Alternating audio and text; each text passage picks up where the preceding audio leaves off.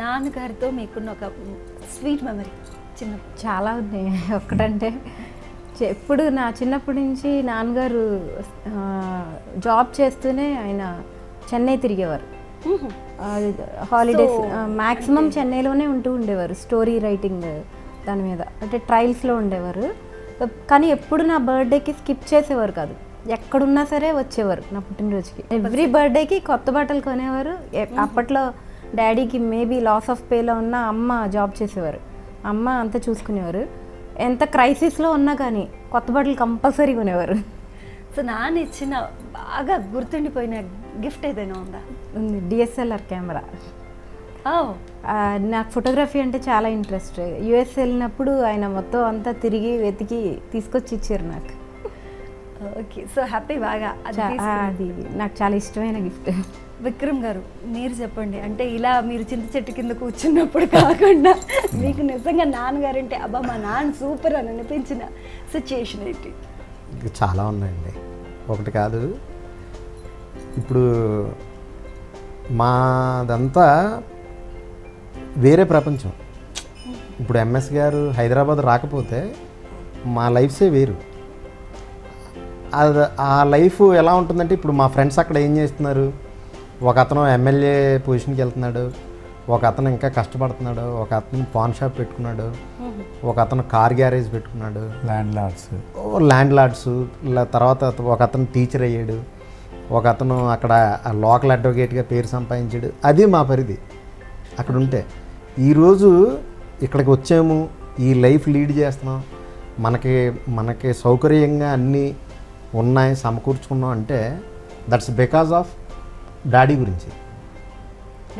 Daddy వల్లే మా family అంతా ఇక్కడికి రాగలిగాం, ఇలాగొక మంచి లైఫ్ లీడ్ చేస్తున్నాం. దానికి ఏమిచ్చారు ఏంటంటే ఏం చెప్తాం, అది దట్ ఈజ్ ఇన్ఫినిటీ. మనం యుఎస్ వెళ్ళొచ్చు, ఏదైనా జాబ్ చేయొచ్చు, ఏమైనా చేయొచ్చు, కానీ నలుగురిలోకి వెళ్ళే ఒకటే ఫామ్ ఏంటంటే సినిమా. ప్రతి ఒక్కళ్ళు ఐడెంటిఫై చేసేది. అందులో ఇవాళ మాకు ఒక చిన్న ప్లేస్ ఉంది అంటే అది డాడీ వల్ల. ఇంకొకటి hard work. That is always because of hard work, never giving up. So నాన్నకి జ్వరం వచ్చి కానీ లేదా నాన్నకి ఏదైనా సుస్థి చేసి కానీ అలా ఉన్నప్పుడు మీరు ఎప్పుడైనా బాగా టెన్స్ అయిన సందర్భాలు ఉన్నాయి? టెన్స్ అవ్వడం కన్నా ప్రెజెన్స్ ఆఫ్ మైండే. ఆ టైంలో ఏం చేస్తే ఆయన ప్రాపర్గా ఉంటారు, అది నేనైతే ఎక్కువ అలానే ఉంటాను. టెన్షన్ ఆయన పడితే ఆయన ఇంకా టెన్షన్ అవుతారు. నాన్న ఫస్ట్ టెన్స్ అవ్వరు, ఎంత భయంకరమైన సిచ్యువేషన్ వచ్చినా కానీ. దానికి ఏం చేయాలి? సో నాన్నలు ఎప్పుడు వాళ్ళకేం ప్రాబ్లం వచ్చినా టెన్స్ అవ్వరు, పిల్లలకి ప్రాబ్లం వస్తే వీళ్ళు ఏడుస్తారు, చాలా టెన్షన్. సో అలా పిల్లల్ని గురించి ఎప్పుడైనా బాగా తట్టుకోలేనంత బాధ వచ్చిన సందర్భం ఉందా? హెల్త్ పరంగా ఇంతవరకు వాళ్ళు పెద్దగా సిక్ అయిన సందర్భాలు ఏం లేవు. ఇంకా ప్రొఫెషన్ పరంగా సిక్ అయిందని కేర్ చేయను. ఇప్పుడు ప్రొఫెషనల్గా వాడు ఇప్పుడు లాకి వెళ్ళాడు, పాస్ అవ్వలేదు అన్న నేనేమి దానికి వర్రీ అవ్వను. ఇంకా నెక్స్ట్ ఇయర్ పాస్ అవుతాం. పాస్ అవటం అంటే ఎప్పుడు అవుతావు అంటే నువ్వు పాస్ అయ్యేదాకా చదవాలి, అది నా కాన్సెప్ట్. సో నువ్వు పాస్ అయితే తీరుతావు. ఎందుకని ఓడిపోయే సందర్భాలు కొన్ని వేలు వచ్చినాయి అనుకో, ఇంకా ఓడిపోయే సందర్భాలన్నీ అయిపోయినాయి, ఇంకా మిగిలింది నువ్వు పాస్ అవటం. బాబీ ఫిషర్స్ డిఫీట్స్ అని ఒక బుక్ చదివాను నేను.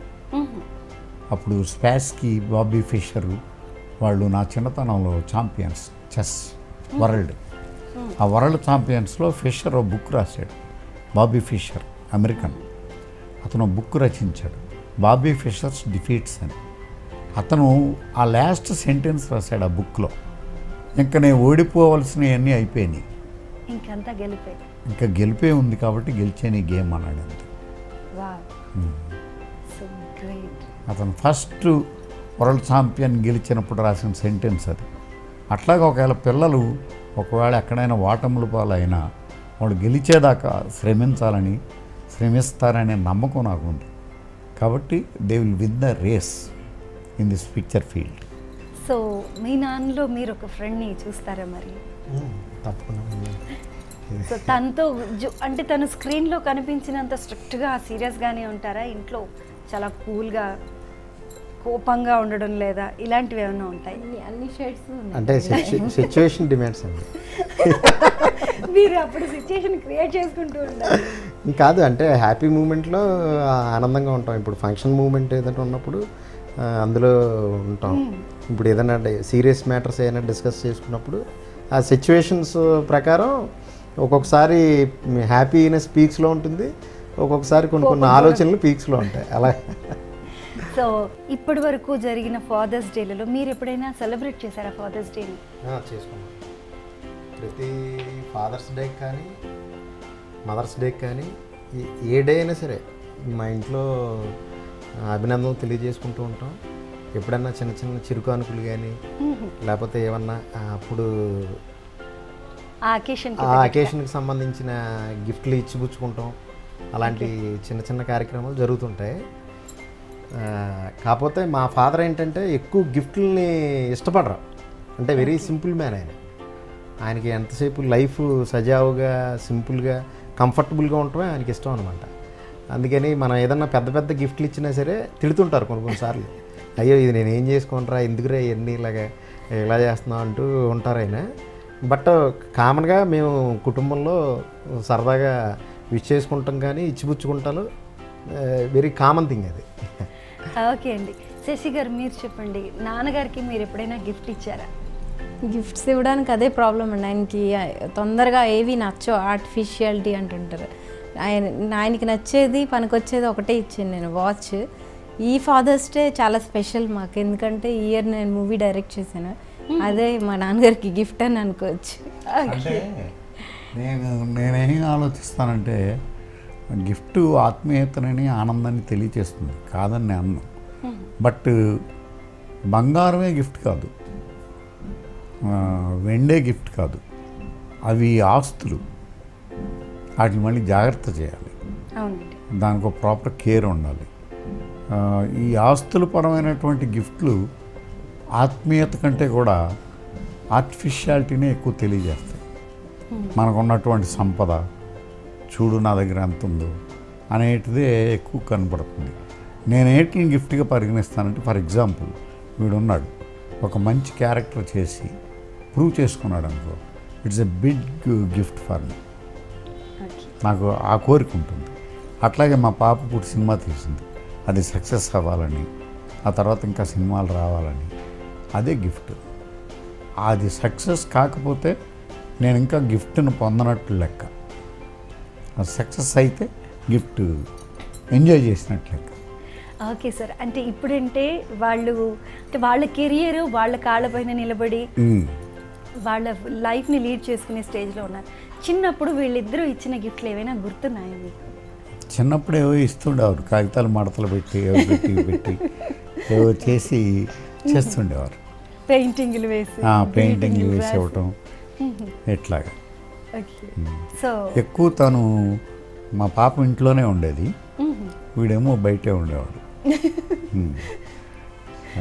గిఫ్ట్లు ఇచ్చేవారు, చిన్న చిన్న గిఫ్ట్లు వాళ్ళ పరిధిలో వాళ్ళు. సార్ ఫాదర్స్ డే సందర్భంగా ప్రేక్షకులకి ఏమైనా చెప్తారా? నేను ఇచ్చే సందేశం ఏంటంటే, పిల్లలు తల్లిదండ్రులకి ఎక్కువ నేర్పే స్థితికి తల్లిదండ్రులు రాకూడదని. ఎందుకంటే వయసుతో పాటు వాళ్ళ పరిజ్ఞానం కూడా పెరగాలి తల్లిదండ్రులకి. అది నేను ఆశించేది. ఇంకా ఇప్పుడు ఫిజికల్లీ ఫిట్నెస్ అంటారా, అది తప్పదు. వాడు యవ్వనంలో ఉండేప్పుడు వీడు ముసలాడు అవుతాడు, వీడికి వాడు సాయం చేయాలి. అలాగే వాడు పుట్టినప్పుడు వాడు పెద్దోడు కాదు, వాడికి తండ్రి సాయం చేయాలి. అది ఫిజికల్ అవేర్నెస్. బట్ మెంటల్ అవేర్నెస్లో వాడు ఎంత ఎదిగితే తండ్రి అంతా ఎదిగేలా ఉండాలి. ఇతను కొడుకు మీద డిపెండ్ అయిపోయేలా ఉండకూడదు అనేది నా అభిప్రాయం. ఓకే సార్, ఫాదర్స్ డే సందర్భంగా శశి గారు, విక్రమ్ గారు అండ్ మీరు మా ప్రేక్షకులందరితో ఎంతసేపు మీ జీవితంలోని కబుర్లని పంచారు, అలాగే మీ ఫాదర్ గురించి కూడా చెప్పారు. అండ్ మీ ఫాదర్కి మా ప్రేక్షకులందరి తరఫున కృతజ్ఞతలు. Thank you.